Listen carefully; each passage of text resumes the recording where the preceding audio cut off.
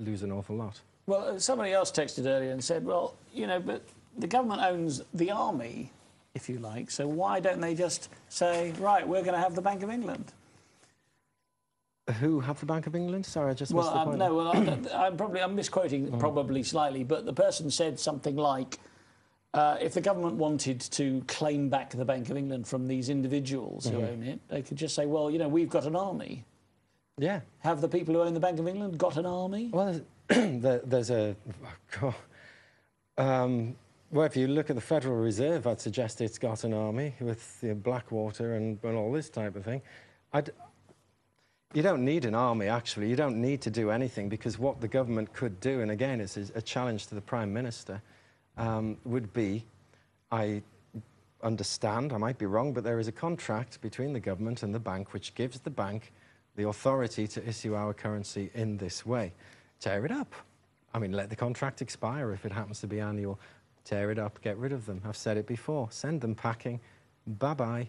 We don't need you anymore. Somebody else texted in and said, do we need money? And I've had a programme here with a guy called Alan Mullion. Oh, no, Manny, I can't remember his name now, but he wrote a book called The Failing Logic of Money, which was quite interesting, and he suggested that we didn't need money. I would agree, but if you went from where we are now to a situation where we have no money, as such, it's too big a leap. It is too big a leap. And I'm not decrying any of these theories out there, because they do follow through. It is possible not to have any currency at all, or any money at all. But at the end of the day, we are up to our necks in the current system, which is collapsing around us rapidly, and what we've had so far is nothing. Well, we'll talk about the collapse, because it is cyclical, isn't it? But here's a good question. I don't know who's saying this. Where does this leave Scott's money? Well, there's... Yeah. Especially as the Scottish banks aren't independent anymore, are they? The Scottish banks, actually, for a long time, have been able to print their own money. But it was still issued as debt. Yeah, it was still issued as debt. And there have been changes recently to that. Well, both the Scottish banks were subsumed into other banks, weren't they? They're all nationalised. I mean, what's happening as these individual banks collapse is, obviously, their values drop. That's the first thing that happens. Their share values drop. The bank collapses, and somebody buys the bank at the reduced value. The very process of making the share values drop is the process by which the elite at the top can buy them up for pennies. Pennies in the pound, literally. So they're all merging into one bank. But how did it work before? I think this is a really interesting question, because the bank... How did privately owned banks in Scotland, Royal Bank of Scotland and the Bank of Scotland, both issued, and I think Clydesdale Bank as well, 3 banks, didn't they? Yeah. Issued currency. So how was that allowed, privately owned banks?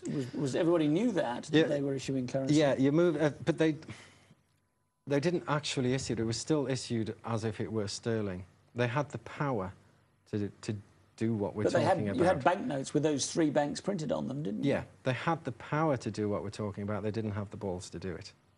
Because, you know, the consequences of any bank or any nation state issuing its own currency, not as a debt, are very, very severe. In fact, there is a classic example, as I'm sure you're aware in history. I think it was $50 billion was printed by JFK.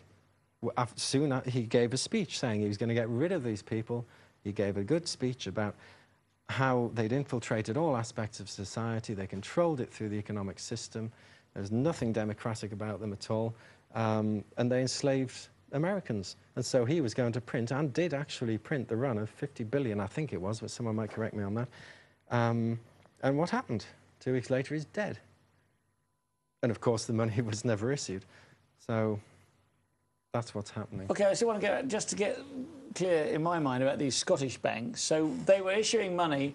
What, did they have some sort of authority to issue it from the Bank of England then?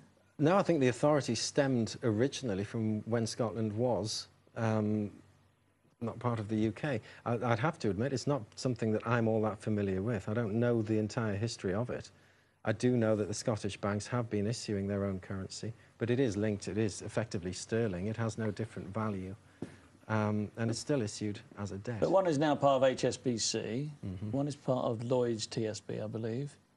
Yes. Is that correct? I think so, yeah. And who owns the other one? Is Clydesdale Bank still independent? That's the only one I queried earlier. Perhaps someone can enlighten us on that. Okay, well, anybody out there knows, please let us know. If you're in Scotland and... You know. But at the end of the day, it's all detail which is ultimately irrelevant. And, you know, you can discuss these details for ages. The point is, currency is issued as a debt, and it doesn't have to be. Okay, Brian in South Wales is saying credit default swaps, trillions of unregulated dollars, the elephant in the room. Is that right? Credit default swaps? Credit defaults. Well,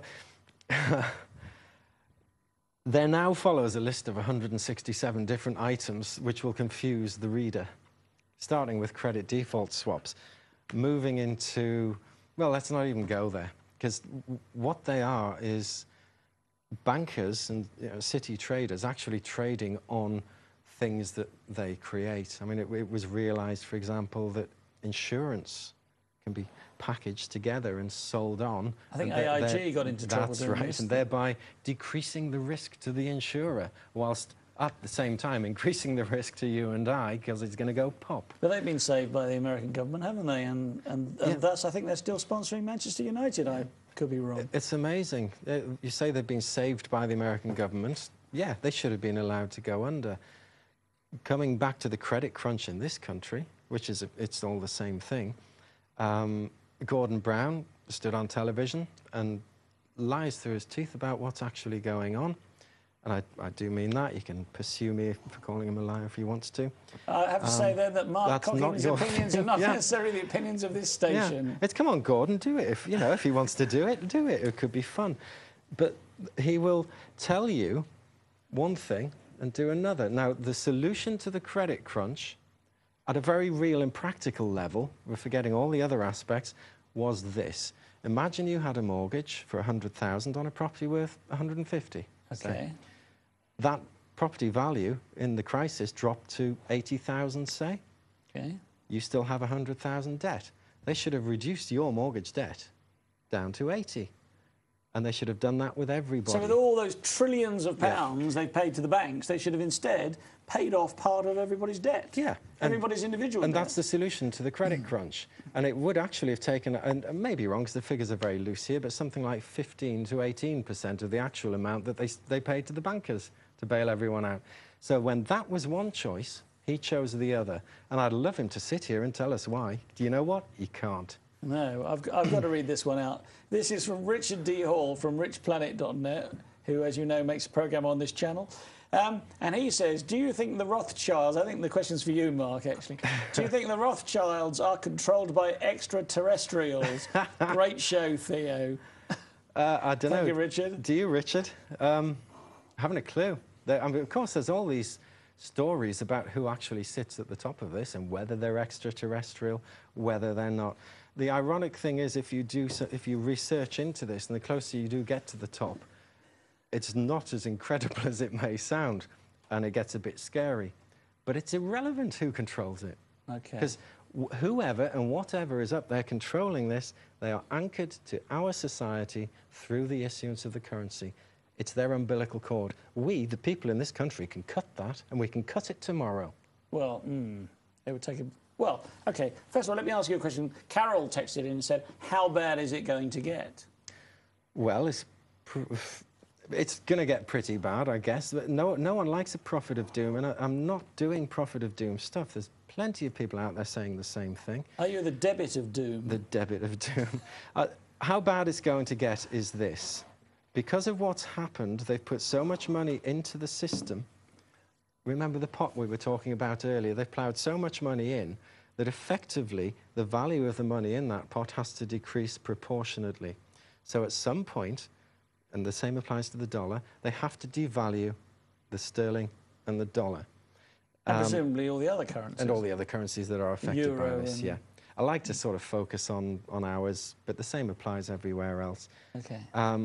So there will be either a devaluation or a hyperinflation.